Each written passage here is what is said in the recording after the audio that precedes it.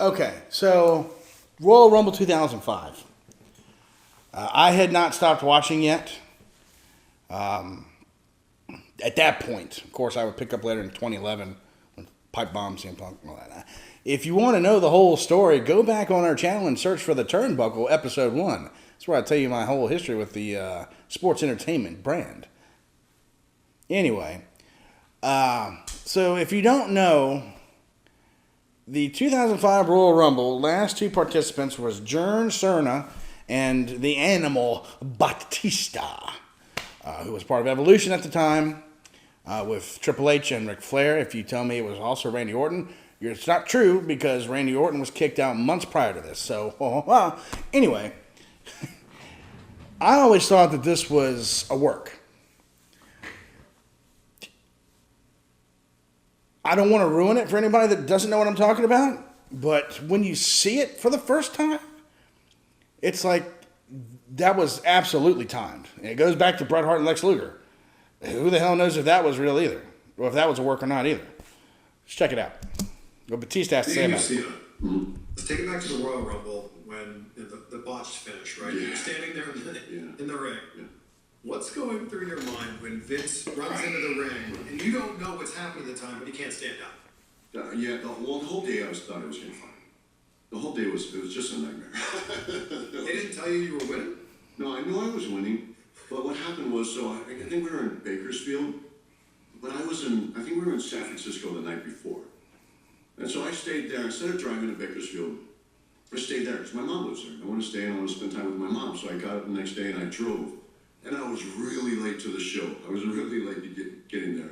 And I knew that I was supposed to go over that night. It was like a big deal, and I was going to go to WrestleMania.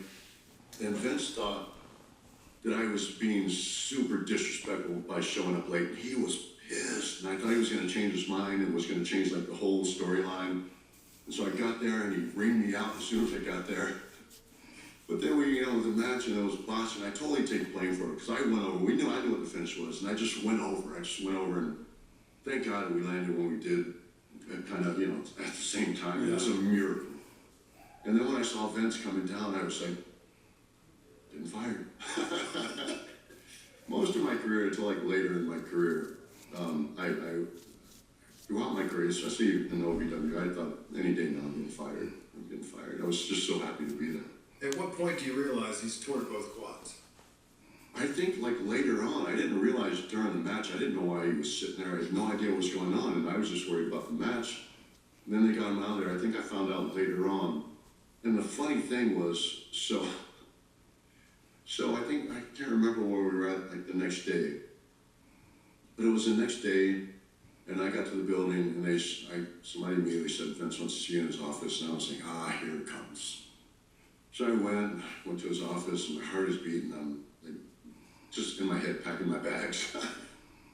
And I walk into his office, and he's sitting, he's got his crutches beside him, he's all bandaged stuff.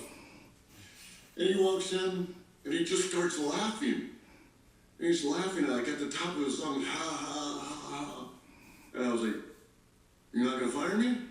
And he goes, no, I loved it. It was real. It was so great. It was real, and nobody even knew what was gonna happen, but he loved it. I think that Vince thrives on chaos. I think when you think about some guy who's, he's a billionaire. He's accomplished everything. He's bought everything that he could ever buy. He has everything. Yeah. So what's he got left? Excitement. And I think makes sense. That moment was so chaotic. Yeah. I think it just excited him and exhilarated him. And so even though it was a total botch, I think he just had so much fun in that exhilarating, exciting moment that he thrived on it and he forgave me. It makes sense. I wonder if that's one of the things that, that's coming up. That's the exact next tab. All right, let's do that. But no, I agree with that. I mean, I just wonder if they're going to bring that up at all. I don't know if it would even matter to the Mr. McMahon Netflix special coming September 25th, only on Netflix, exclusively to Netflix, that I may or may not watch and have an in-depth or special recap the following Monday. the 30th of September. I didn't say that. You're assuming things. Goodbye now.